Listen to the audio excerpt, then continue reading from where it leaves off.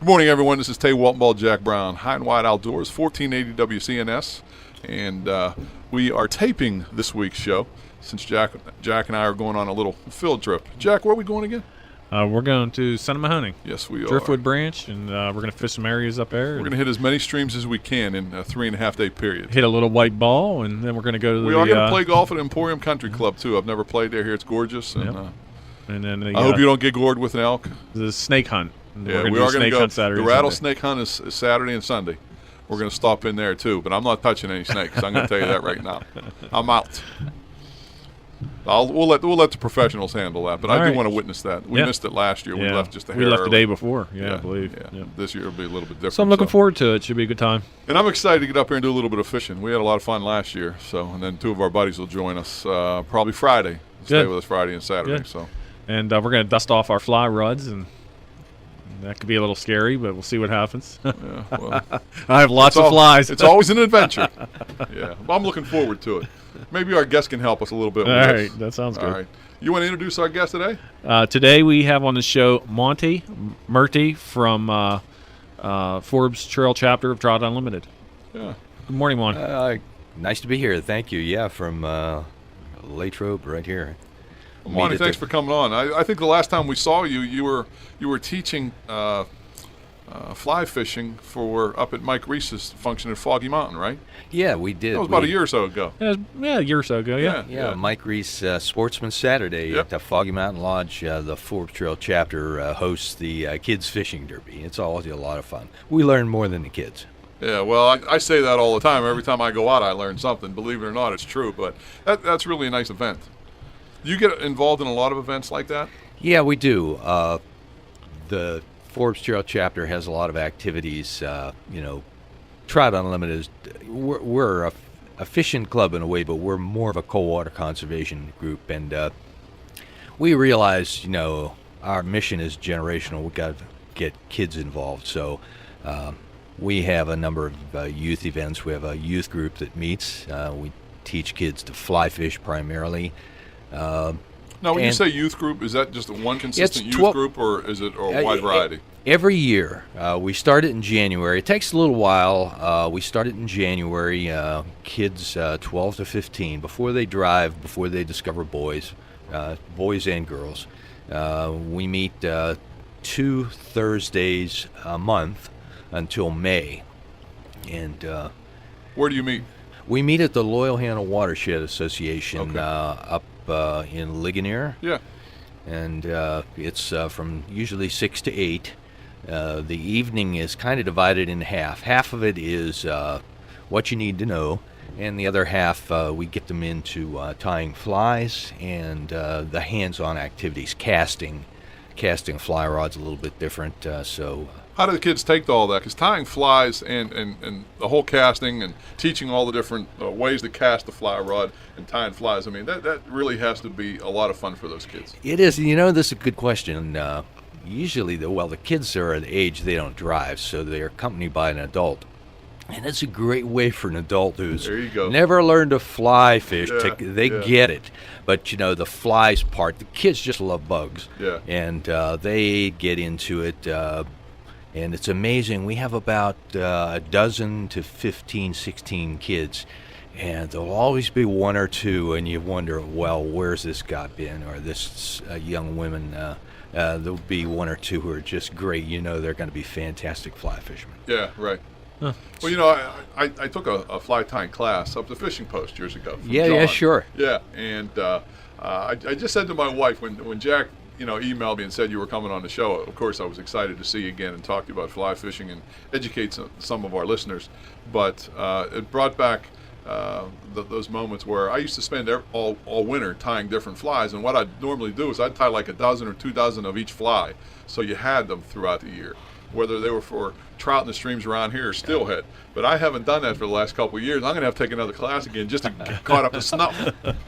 Yeah, it's funny. Well, it's a nice segue.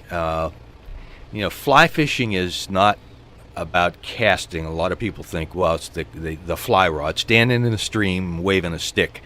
But it's about bugs. Fly fishing is the art of using artificial insects to catch fish, because that's what trout eat. So once they get that, the adults go, oh yeah, now I get it, and the kids are tying flies. So, and it's good. It builds hand and eye coordination, and it's also good, to teach, especially young boys. You hear so much about hyperactivity and all of that. It's a good, stay focused for 20, 30 minutes on a task. Stay on task, just like third grade teachers, stay on task. So the parents kind of like it too. Boy, I never thought I'd see my kid, paying attention. And they have to turn off their cell phones, and we don't. I surf think it's the net. kind of nice you do it that way because the parents Yeah. are there, and that's an engaging Yeah. experience with with one of your parents. That's pretty Yeah. cool. Good. Now, the parents getting involved too if they haven't been fly fishing at all. I mean, do they pick up a little bit on it and make that an activity they do together for years, or? Yeah, they do, and we're not all professional educators, but we try to stay informed about techniques for teaching kids. And we hear a lot now that younger parents they're very busy, but when they do have time, they want to spend it with their kids. So yeah, they get right there with the kids, and it's also a grandpa kind of thing. Grandpa will bring the one grandkid who's his buddy fly fishing, and there's a real bonding protege, there. huh? Yeah, there's a thing. I think Rachel Carson, the environmentalist, wrote Silent Spring. She said, you can tell kids about the outdoors and how wonderful it is, but until they know an adult and see the adult appreciating it, they don't really lock in. But once they know an adult that feels the same way, they lock in. So yeah, it's great to see kids getting into it. What other educational activities do you participate in? I know that Trout Unlimited does quite a bit when it comes to that. Yeah, we do. The state council, Pennsylvania has the largest council. Trout Unlimited is a national organization. We have about 30 state councils. And interestingly, one is the Indian Nations Council. That's a fascinating one. Where's that based out of? Well, it's based out of Oklahoma because Okay. that's where we ran all the Indians out of, the Laurel or the Loyal Hand area, and they all went west to Ohio and Indiana, and quite a few of the federated tribes ended up in Oklahoma, and nationwide, First Nations people own a lot of trout and salmon water. So we have a very strong Indian Nations Those are Council. all private areas? No, not necessarily. Some Okay. of them are open, and some of the tribes have fee fishing areas down in Great Smoky Mountains. The Eastern Seminoles, part of their tourism is attracting people to trout angling. But anyway, we have here in the state over 200 schools that are using a program called Trout in the Classroom, and actually Greater Latrobe Junior and Senior High School have it. We've got one up in Ligonier, and the Winnie Palmer Nature Reserve over here, they have a little kind of an annex, and the chapters buy, it's pretty expensive to set up a cold water aquarium. You have to have chillers and filters and all that. And then because brook trout, which are a native trout here in Pennsylvania, they spawn in the fall. Working with Fish and Boat Commission, we get volunteers, which is another fun day out for TU members. Go up to Benner Springs Hatchery, pack up trout eggs in 200 boxes, put some ice in them, and FedEx them to these schools. And so, a trout egg is a cell. Okay, so it's the biology, 7th grade, getting into more complicated science. And so we give the kids the eggs in November, and they are parents, and they have to raise the little trout from eggs to fingerlings. Well, you know what? Let's take a quick commercial break. I want to get back to how they do that. Yeah, All right, sure. stay tuned. You've been listening to High and Wide Outdoors with Tay Walton Ball, Jack Brown, on the 1480 WCNS Talk Block. Welcome back to High and Wide Outdoors with Tay Waltonball and Jack Brown on 1480 WCNS this Saturday morning. This show is being taped since Jack and I will be out of town, but we have a special guest from Laurel Highlands chapter, Trout Unlimited, Monty Murphy, and we were talking about the schools and all the processes, the kids. That's so interesting. I would think more schools would take advantage of that, but then again, having Ligonier and Latrobe right here in the heart of trout area probably makes a lot of sense. Yeah, it does. Our kids are lucky, and we point that out. Interestingly enough, we reach about 1,000 students between our 4 trout in the classroom programs. Fewer than half have been to a state park. And we're talking 7th graders. That's hard to believe in this area. Yeah, it is. And I always have to say, now, wait a minute. Those of you who raised your hand said you've been to a state. How many of you got out of the car? So, we end up with a field trip, a whole day for the kids out. Lynn Run, Doug Finger, the manager of Lynn Run State Park, hosts us up there, and the kids get out for a day, and they release the trout they've raised from eggs, and by then they know what trout need. You know, they need cold. When you talk about the eggs, I didn't mean to interrupt you. I was just thinking about this thought process. Now, the school go out and buy aquariums so that they can do this in, and they have it right in the classroom, and the kids kind of nurture them along. And how long does that take?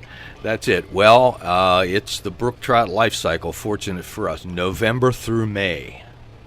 Okay, and by May, the trout are big enough to be out there on their own. Yeah, it's expensive. It's about $1,500 to get an aquarium set up. And so the local Forbes Trail chapter, we raise money, and the Loyalhanna Watershed Association and other people who give cold water or give grants help us out. So we set the aquarium up in the school. We provide, and one of the interesting things too is school. You were saying archery in schools. There are a lot of other programs. So this competition, you have to make kind of a value proposition. Why should a school do this? So the Pennsylvania Council, which is the largest, we've got 50 chapters across the state. We raised some money, and we had Penn State educators put together a curriculum tied to the 7th grade standards of learning. So when a teacher commits to having their kids raise these trout, they're actually talking about the science the kid's going to be tested on. So when you present it that way, they go, oh yeah, I could do that. It's more than fishing at that point. I mean, it really is an educational opportunity for every child. Yeah, they get eggs, and then it's what we say, okay, what do trout need? Well, they need cold water and then pH, so they'll learn a little about acid and our history of mine drainage and acid rain. And then every day the kids have to take care of the aquarium, and so they do chemical tests. They do about 6 different tests. Oxygen, how cold it is, what the pH is. How do you keep the water cold? Because it has to be cold enough a chiller, for trout. like a little refrigerator. Yeah, and then kids, they're good at that.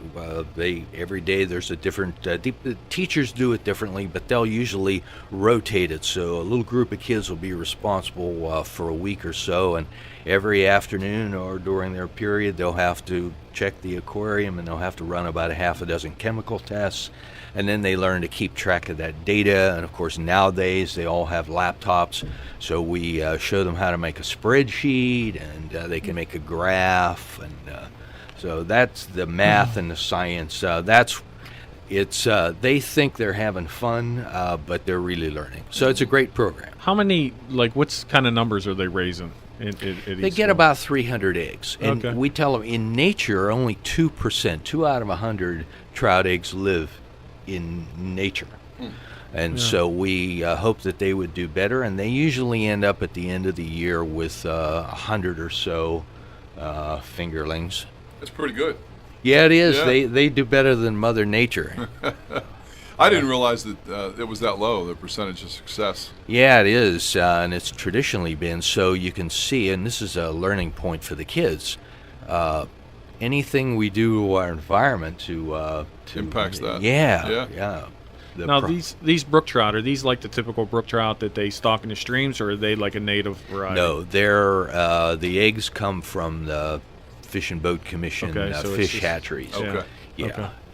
Yeah. And now they take these out to local streams and release them all over? Well, that's part of the whole process. The kids learn to look up. Nowadays, we do it on the web. The Fish and Boat lists the classification of every stream.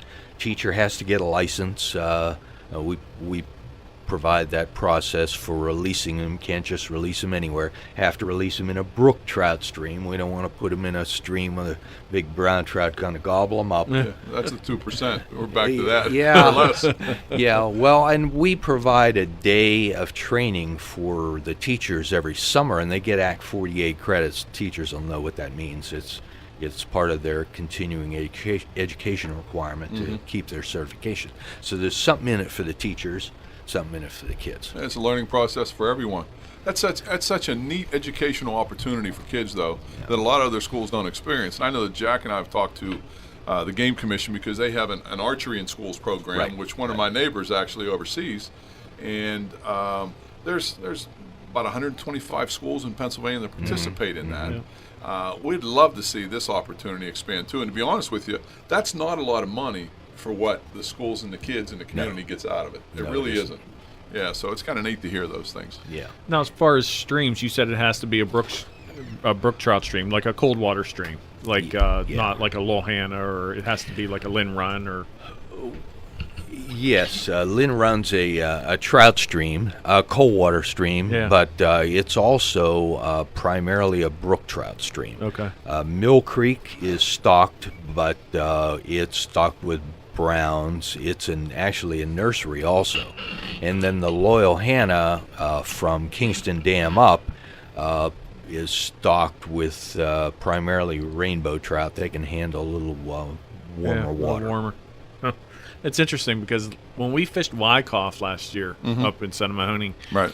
we were catching some brook trout that weren't like a native variety. You can tell a native brook trout as soon as you see one, but they were sublegal. I mean, they were really small, and so now I'm going in my head. I wonder if a school up there may have put them in Wyckoff. Hard to say. Yeah. So okay. Do you still have classes down at the Ligonier YMCA?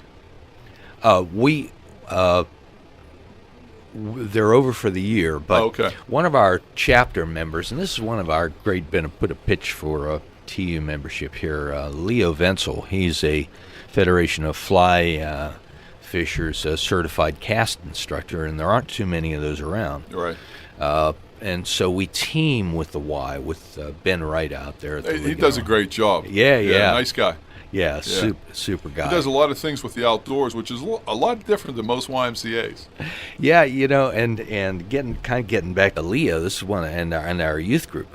Leo comes in to our youth group every year and gives a how to cast a fly rod lesson, and then there's that's on a Thursday evening, and then we go out on the banks of the stream on a Saturday. Well, if you paid for that, that's about $250 worth of training you're getting there each. So, one of the benefits of coming along and being a volunteer. You've been listening to High and Wide Outdoors with Tay Waltonball and Jack Brown on the 1480 WCNS Talk Block. Welcome back to High and Wide Outdoors. This is Tay Waltonball and Jack Brown with our special guest Monty Murty from Trout Unlimited. I'm catching heck through the glass from Dow over here because of my I'm good to go. Well, Monty, we were talking about the Ligonier YMCA and the educational opportunities, and you were explaining during the break how that all came to being. Explain that, because I'd love to get something started at the Greensburg Y. Yeah, well, kind of big picture. Last year, I was elected by the state council to be our state rep to the national organization. Good for you. Kind of a board of directors thing, and I was assigned to a rather new committee, a women's committee. And by the way, any women listening, if you're interested in fly fishing or cold water conservation, TU has a program now. You go on our website, tu.org, and we'll give you a free year's membership. Anyway, we're looking to recruit more women into Trout Unlimited. Women make up more than half the population, and we don't have a representative group in TU. So as we try to grow, that's the population we want to reach. And we know that there might be some reluctance to just go attend traditionally men's kind of sportsman's group. So Ben Wright up at the Ligonier Y said, why don't I recruit a class of women. We'll make it women only. That way, the first night they can tell us why they're there and what they would like to learn, and we're going to focus on that. So that was very successful, and Ben contributed some resources. We got Temple Fork company that makes the fly rods. It gave us a great deal on fly rods that are put together for women. We use the Casting for Recovery program. Fly rods. Ben got rods for all the students. And the deal was, and this is another great idea Ben had, you take the class, and then if you'd like to come back and sign out a fly rod, you don't need to own the equipment. So that was the deal. Very That's nice successful. Yeah, it is. Yeah. Yeah, so Ben helped us there, and he provided the facility, and we provided the instructors. Very good. Now, how can we get something like that started at the Greensburg YMCA? And I'd love to pose that to George O'Brien, the new director there. Yeah. Well, you need a place, you need a minimum of equipment, and Ben or I can help get the contacts to get the reduced prices on the equipment, and then get some volunteer instructors. We can help you with the curriculum. We've got some simple PowerPoints and kind of an outline of the course. It would be about 6 nights. It's best, I think, to do it in the winter, and then you've teed the group up for trout season. We use the Foggy Mountain Lodge facility that we Great use for the facility. kids. Yeah. And last time we did this, we had the women in the morning, and then Mike Reese's kids showed up about noon, and we had the kids in the afternoon. And Foggy Mountain Lodge was really good about it. They provide us a nice little coffee breakfast kind of thing, and we all met up there in the morning and went out and caught some trout. Now, if somebody wants to join China Unlimited, what do they need to do?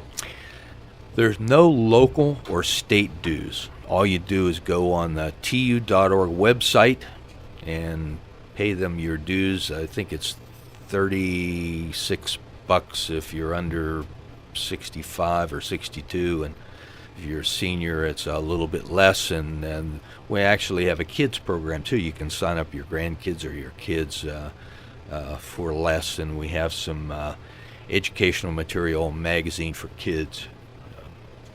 That's all you do. Just go on the website and sign up, or you can call the 800 number. Terrific. Yeah. You were mentioning earlier too that you had an activity with IUP. You do a lot of work with the local colleges. We do. We meet at, thanks Arnie Palmer and Winnie Palmer Nature Reserve, we have our chapter meetings. We're finished for the summer, but we have our chapter meetings the third Wednesday of every month right down here at Winnie Palmer Nature Reserve, which is a fantastic facility. And so they will usually provide an intern who's in the environmental sciences programs or science education, and they open up the facility for us. So we work with them, and frequently during a school year, they'll, for example, St. Vincent will need to get their kids out in the stream somewhere and see some type of conservation project.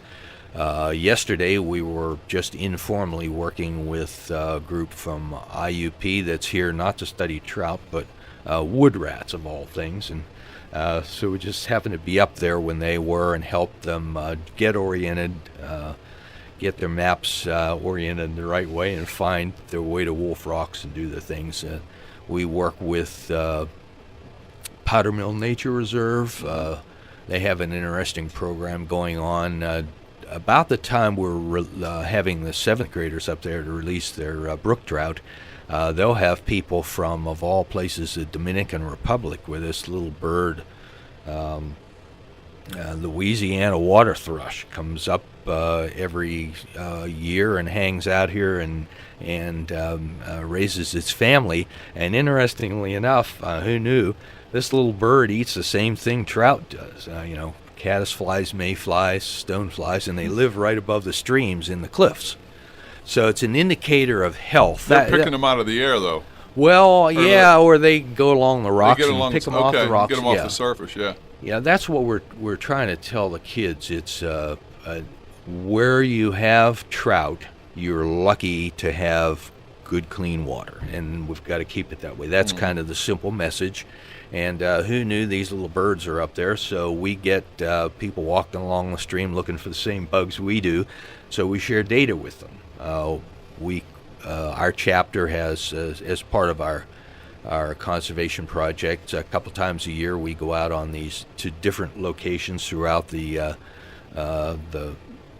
Loyalhanna watershed and collect bugs, which gives a fly fisherman a little heads up on what to use when they fish that stream.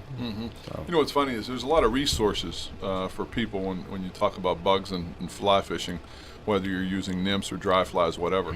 And I was telling Jack on the way here, I have a book, and I can't remember the title. It's at home, and it tells me every stream in Pennsylvania, the different flies that you can use throughout the entire year for those streams. And it's kind of unique when you start talking about that.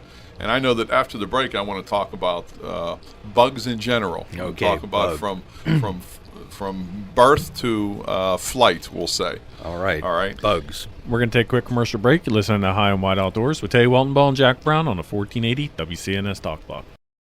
Welcome back to High and Wide Outdoors with Teddy Weltenbaugh and Jack Brown, and our special guest from Trout Unlimited, Monty Murdy. And Monty, we were just talking about some of the flies. Explain to our listeners exactly what we're talking about, because what you're doing is you're putting something artificial out in front of a fish, whether you tie it or bought it, expecting and hoping that fish will hit that. And there's not too many things more exciting than tying your own fly and catching a fish on that fly. But you're representing a bug that they're after. So let's talk about that life expectancy of the bugs. Yeah, okay, well, fly fishing, two parts, the fishing and the flies, we call them the bugs. Trout eat aquatic insects primarily. That means their life cycle takes place in the water except for a very brief time when they hatch, fly away, mate, come back, lay their eggs, and die. And a healthy trout stream, and we've got quite a few here in Pennsylvania, will have many species of insects growing in it. But the cleaner the stream, the more of the trout preferred insects. That's what it's all about. So, the insects lay an egg, and then most of the year that insect is growing. Fly fishermen call them nymphs. There are scientific terms for it. No need to speak Latin, but you'll confuse me. Yeah, they keep growing, and we imitate those. Fly tyers imitate those insects, both the immature, larval, and pupal stages, and there are patterns for that. And then, like you were saying, the most exciting part, and which is happening now, and you guys hopefully we'll get into some of those up on the driftwood branch of the Cinnamohoning. The adult stage, when that little guy on the bottom decides to swim to the top, takes a while to struggle out of that, the baby clothes, dry the wings floating on the surface of the water, then fly away, find a mate, do its thing, and come back and lay the eggs. And during that critical time, when that juicy insect is up on the surface or about to take off, that's the prime time for fly fishermen to catch that hatch, it's called. And right now there are a number of really great hatches going on in Pennsylvania.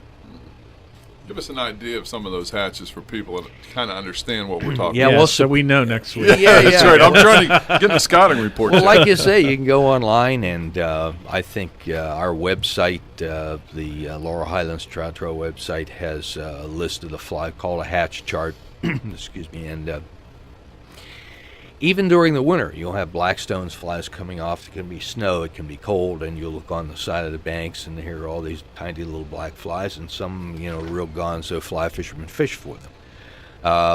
kind of early in the season, we'll get a thing called a blue wing olive, and then the yellower flies come off. They're just finished, and these hatches last 2 to 3 weeks, and there are many throughout the year. Right now, the famous green drake hatch is on. I was up there a couple of nights ago in Center County, Pennsylvania.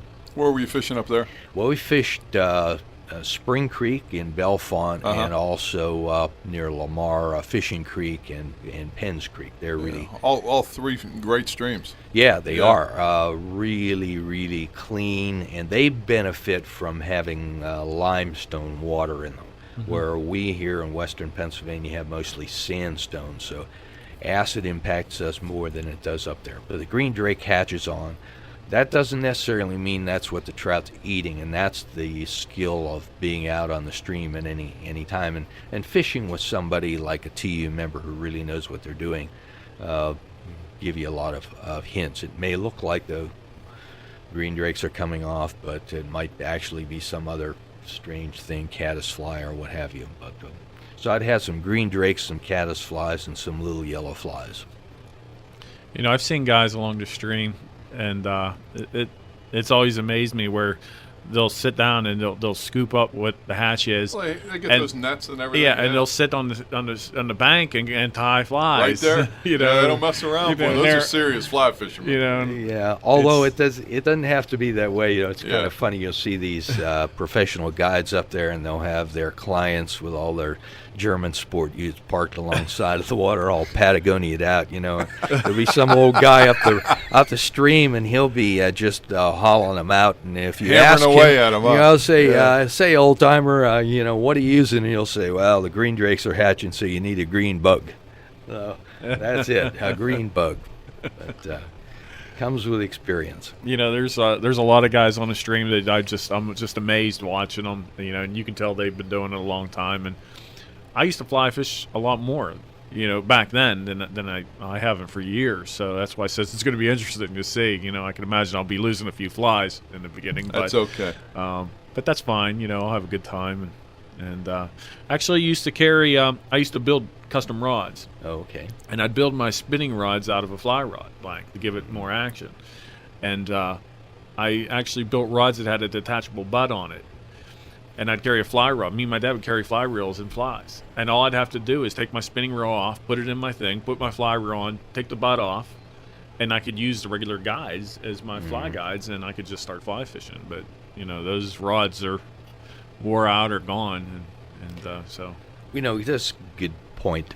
I am trying to preach to folks. We are in a new golden age of trout angling in Pennsylvania. The water's still got a way to go to be better. It can always be better, but the streams have never been better. We've got, maybe it's the retiring baby boomer generation of focusing a little more. So let's not miss that, you know. And encourage people to give it a try. Get out there and fish for trout and see our wonderful streams, get out into nature, because this is a new golden age. And you were mentioning fly rods.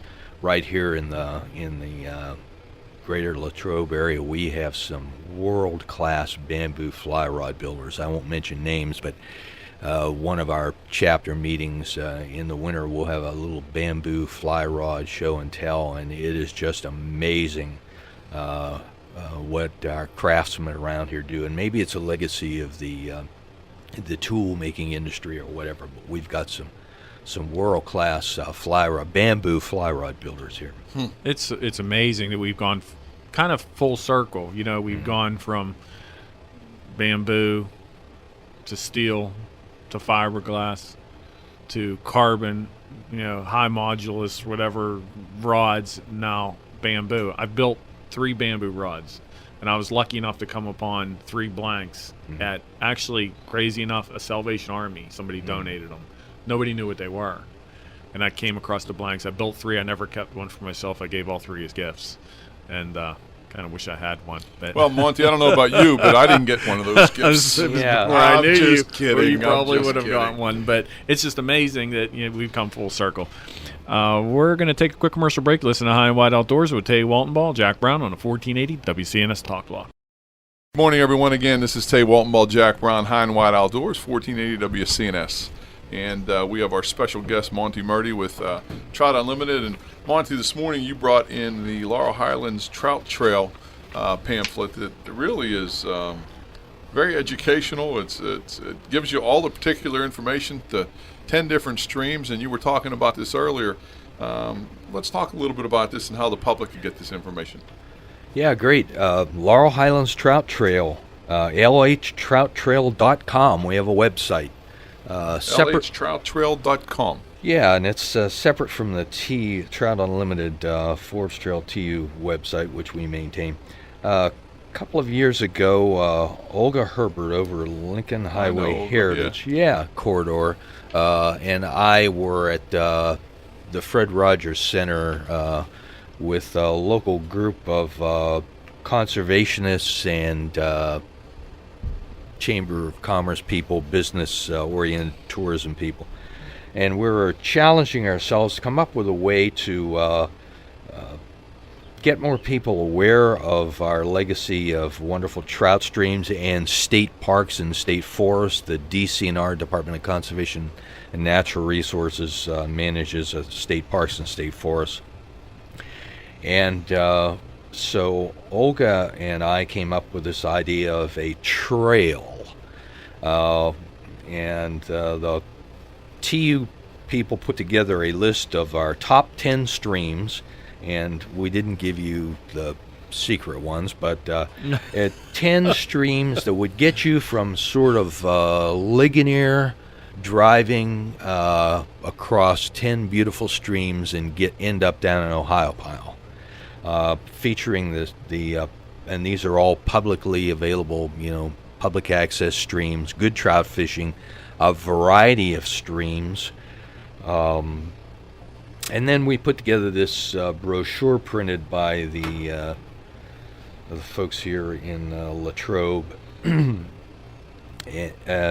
We've got a list of flies, a little bit about regulations, a link to the website if you want to buy a license just for a day or 3 days. We pitch the fact that if you fish with flies and you release the trout, a lot of these, there's no closed season. You can fish all year, and that's news to a lot of people.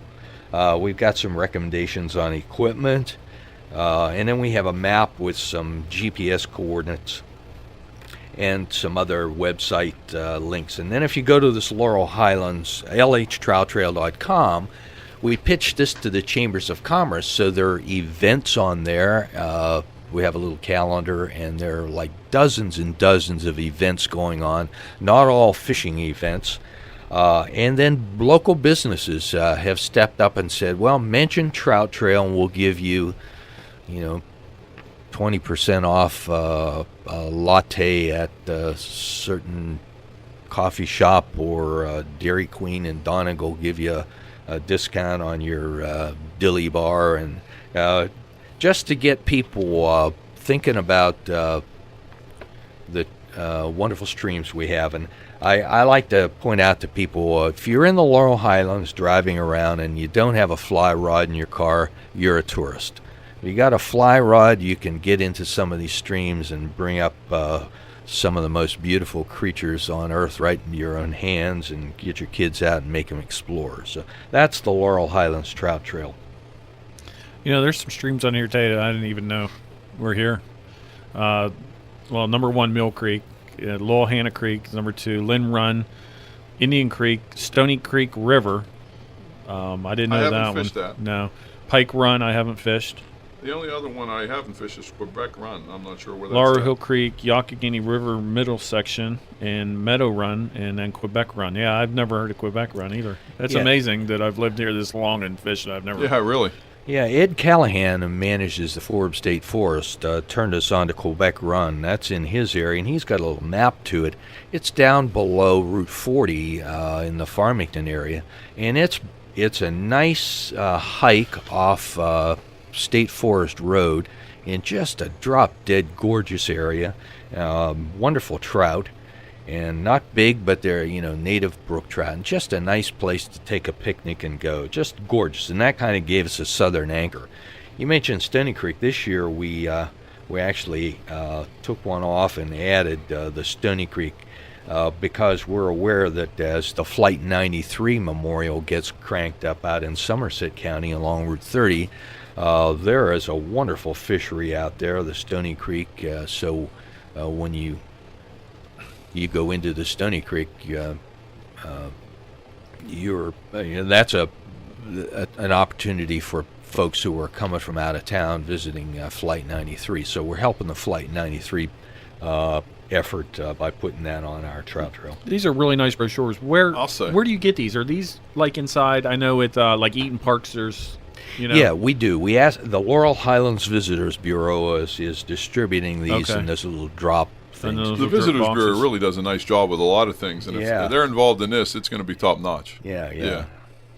Well, you know what? I'm very impressed with this pamphlet, not just because of the information on the streams, but you give all the information on go-to flies, whether they're nymphs, streamers, dry flies. Talk about equipment, catch and release. Jack and I believe holistically in that. I don't keep trout. I love catching them and throwing them back. I figure and how it says it here, it's too valuable to be caught only once. And we love that philosophy.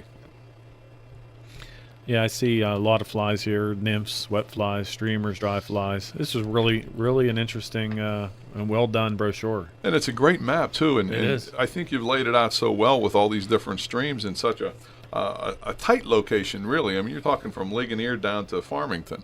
That's not very far to hit all these different streams. And then you list on here the state game lands, the forest, and the parks, too. So if people want to camp and do all those things, I mean, you're really encouraging the outdoors all the way around, outside of fishing. Yeah, and get a cabin. Believe it or not, Ohio Powell had almost 3 million visitors last year. Wow. And that's almost as many as a Rocky Mountain National Park or a Yellowstone. And what we're trying to do with this is point out to businesses that by promoting these streams, you're getting the kind of people who will come here and they'll be good customers. These are the kind of people we need to visit here and fill up our hotel rooms and eat in our restaurants. And also behind this too, we have got to advocate for full funding for our state parks and state forests. They need to be taken care of in the tight budget times. So that's part of our program too, is to advocate for our state parks and keeping them healthy and going. The other thing too is I can appreciate that you have a little red block here that says for additional information. You have Charlie Meck's book on there. I mean, we're talking about the god of fly fishing as far as I'm concerned. Yeah. He's done a terrific job. And that book, probably is the book that I have in my house that lists all the streams and all the flies. We're going to take a quick commercial break and listen to High and Wide Outdoors with Tay Waltonball, Jack Brown on the 1480 WCNS Talk Block. Welcome back to High and Wide Outdoors with Tay Waltonball, Jack Brown, 1480 WCNS. And our special guest, we have Monty Murty with Trout Unlimited. And we were talking about the tremendous pamphlet and the information you have on here. I'm excited to have this in my hands, to be honest with you, and I'm sure Jack and I will probably try to hit the top 10 streams. My question, though, is after we go off air, will be those other secret trout streams that aren't listed on It's in here. the back of my mind. Yeah, I'm thinking about well, that. I was thinking about it, but You we're put not going that to talk out there. about it on air, but we're going to dig. Yeah, come to a TU meeting and we'll show you. Well, this information is just tremendous. We really appreciate you sharing this pamphlet, and I'll talk to our Westmoreland County Chamber and the other chambers too to promote that. I really want to get to the Greensburg YMCA and the chamber to see what we can do to get some of those classes set up too. I think it's important to get people in the outdoors. A couple of things we like to focus on our show are youth in the outdoors and women in the outdoors, and you've touched upon both of those with Trout Unlimited. Yeah. Well, women have great influence, with the kids, and also conservation-minded, and so we've got to reach out to them. Nationwide, we've got over 8,000 women members, but we want to more than double that. So we have this free women's membership, tu.org. That's our national website, and if you go on there, you'll find that women are invited to sign up and get a free membership. And again, we're not a fishing club. We're North America's largest cold water conservation organization. and you'll be assigned to a chapter based on your zip code, and that's how it works. I think that'd be excellent for single mothers. There's so many single mothers, especially in Westmoreland County. I mean, and we know that through the work we do. Our work, yeah. Well, the other thing too is I had a friend of mine that Jack and I are avid outdoorsmen, archers. We love hunting turkey, but a friend of mine wanted to be an archer, but he couldn't bring himself to harvest an animal. And I told him two things. One is you could still go out and put those blunt heads on and shoot an animal, not hurt it, you don't have to harvest it, or take up fishing. I said, you can catch everything and put it all back. I said, you're not harvesting anything. And I tried to talk him into that, but, I think about that with my wife, too. I'd love to be able to take my wife fishing, whether it's steelhead or trout, just take her somewhere, have her beside me. The perfume and everything might bother me a little wee bit, but just to have her there and teach her would be kind of fun. Oh, you're going to be in trouble. Well, we but he won't be in town. Yeah, that's right. Yeah, we ask our women students at the beginning of the course we ran with Ben Wright up at the Y. Okay, why are you here? And we want to address your needs, and a lot of it is they want to feel comfortable being out with a friend or a family member or a kid. So you get that mental skill set. The other interesting thing is, too, by getting just a basic training, then you feel confident that if you go on a vacation, you could go with a guide or go on a drift boat trip and feel comfortable to do that. So it's kind of giving you a learner's permit, like driving a car, because it can be intimidating, but we get past that. Well, I'm hoping to put a push on in Greensburg so that we can partner with Trout Unlimited in some way to get that done. And as Jack said, the work that we do with a lot of single females and so forth with their kids, this might be an opportunity for parents and children of single parent families to develop a specific program for that. So that's kind of exciting, Jack. That's a great idea. Yeah. Another thing too with if you have young children. We have a lot of visitors to our Trout in the Classroom program, like homeschoolers or schools that don't have a program. So by contacting us or the Y, we can help with that. Okay, good. Just want to go give some more information. It's Laurel Highlands Trout Trail brochure and information. You can get more information at www.lh for Laurel Highland Trout Trail, lhtrouttrail.com. You could probably get the brochure from the Laurel Highlands Visitor Bureau or Chambers, Chambers, and they're probably in those little information little kiosks at all the restaurants and places like that. Well, Jack, we have about 30 seconds left, and I know that you and I are going to be out of town this week. Coming up, we're going to be doing some fishing and smacking a little white ball around, but I'm more interested in the trout than anything else. And I know on next week's show, we're going to be talking a great deal about our experiences, and we normally have a lot of those, so I really appreciate it. Monty, thanks for coming on. We hope to have you on again. Thank you very much. All right, everybody have a great week. Tay Waltonball, Jack Brown, High and Wide Outdoors, 1480 WCNS.